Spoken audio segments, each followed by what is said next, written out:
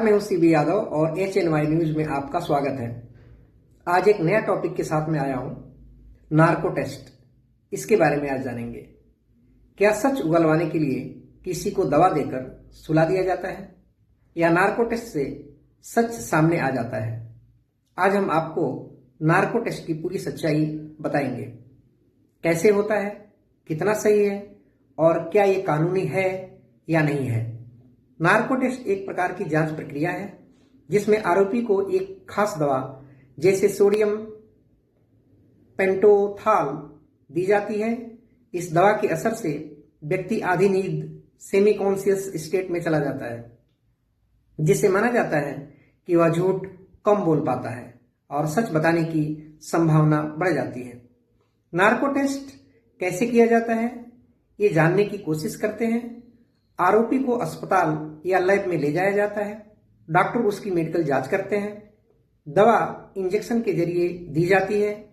आरोपी नींद जैसी अवस्था में चला जाता है और जो साइकोलॉजिस्ट होते हैं या जो डॉक्टर होते हैं उससे सवाल पूछते हैं। पूरी प्रक्रिया वीडियो में रिकॉर्ड की जाती है। नार्को टेस्ट में दी जाने वाली दवा दिमाग के उस हिस्से को धीमा कर देता है जो सोच समझकर झूठ बोलने में मदद करता है। इससे व्यक्ति बिना ज्यादा सोच विचार के जवाब देता है। लेकिन ध्यान रखने वाली बात यह है कि हर बार जवाब सच हो यह जरूरी नहीं होता। भ्रम में भी कुछ गलत बोल सकता है, ऐसा माना जाता है। नार्को टेस्ट में कितना खर्च आता है ये जानने की कोशिश करते हैं। भारत में एक नार्को टेस्ट कराने का खर्च आमतौर पर प्रति व्यक्ति 50,000 से 80,000 के बीच में हो सकता है। यह खर्च फॉरेंसिक साइंस लेबोरेटरी FSL की फीस, डॉक्टरों की टीम और मेडिकल सुविधाओं के आधार पर तय होता है। यह एक उच्च स्तरीय जांच है जिसे अदालत की मंजूरी के बाद ही किया जाता है। भारत में नार्को टेस्ट कानूनी है या नहीं है, इस चीज को अगर समझें तो सर्वोच्च न्यायालय के अनुसार किसी भी व्यक्ति की सहमति के बिना नार्को टेस्ट विश्लेषण, ब्रेन मैपिंग और पॉलीग्राफ टेस्ट नहीं किया जा सकता।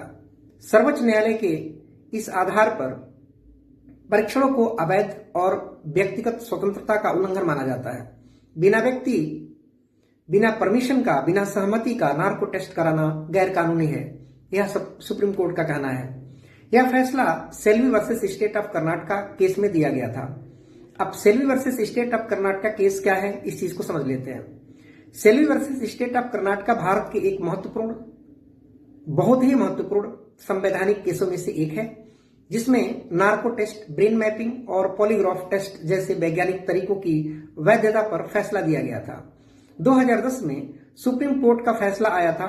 भारत के सुप्रीम कोर्ट ने कहा था कि बिना सहमति के ये टेस्ट कराना असंवैधानिक है, इलीगल है।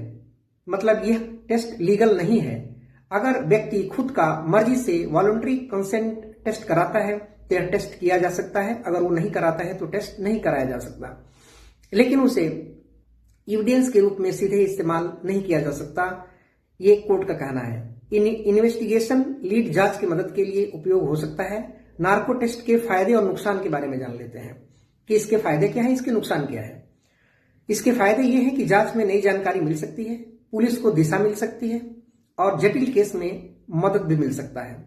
नार्को टेस्ट के नुकसान के बारे में अगर बात करें तो ये 100% सच की गारंटी नहीं देता है। मतलब ये गारंटी नहीं है कि ये 100% सच ही बोलेगा व्यक्ति। मानसिक और शारीरिक जोखिम भी हो सकता है और कोर्ट में सीधे सबूत के रूप में इसको मान्यता भी कोर्ट में नहीं दिया है। यदि आपको जानकारी अच्छी लगी तो चैनल को लाइक, शेयर और सब्सक्राइब करें।